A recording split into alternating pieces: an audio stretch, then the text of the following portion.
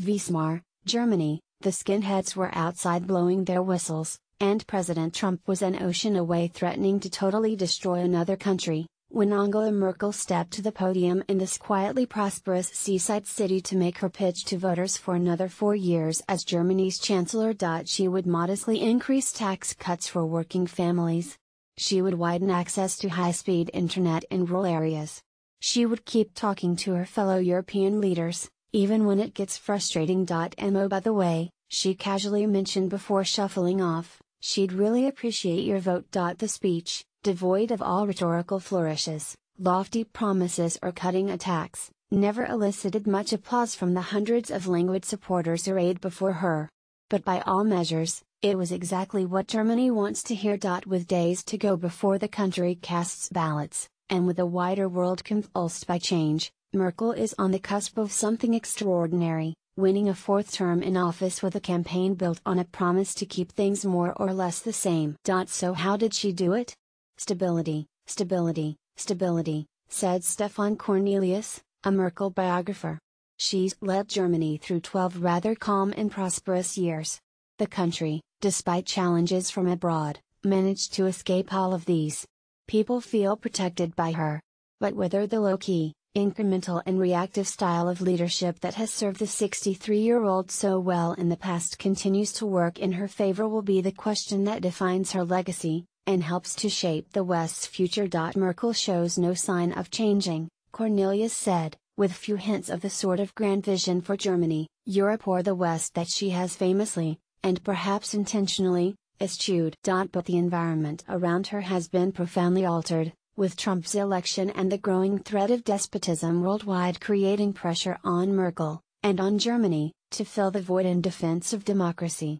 She's one of the few out there with the guts to serve as a role model for Western ideals, said Cornelius, a journalist with Munich's Süddeutsche Zeitung. The time is over when Germany can only react. Merkel, who decided to run for another term after Trump's victory last November, was once expected to face a strong challenge from both left and right in this year's vote. But her center-right Christian Democrats have led the polls by double digits for months, and victory is now considered all but assured. The win would put her in rarefied company. Another term would allow her to equal the longest tenure for a post-war German chancellor, and defy the political gravity of a world in which leaders who linger for a decade or more must choose between accepting inevitable defeat or employing authoritarian tactics to remain in power. The mood in Weimar, a handsome, Gothic brick port city of 13th century lineage that is tucked just inside the borders of the old East Germany, reflects how she's managed to pull it off. The city, with its industrial base of factories and shipbuilding, should be a heartland for the center-left Social Democrats, SPD. And on a local level, it is, with an SPD mayor. But, the mayor said in an interview at City Hall, there's no denying that the politically ambidextrous and East German-raised Merkel is popular here, even if he's a bit reluctant to admit it. She's the mother of the nation, said the mayor, Thomas Bayer.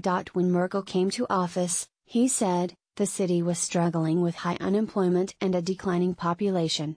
A dozen years later, Weimar is thriving, with a demand for new schools, tourists thronging the cobblestone market square and hundreds of new jobs expected next year when a cruise ship builder moves into town. Although Merkel alone doesn't deserve credit for the renaissance, he said there's no doubt her government has contributed.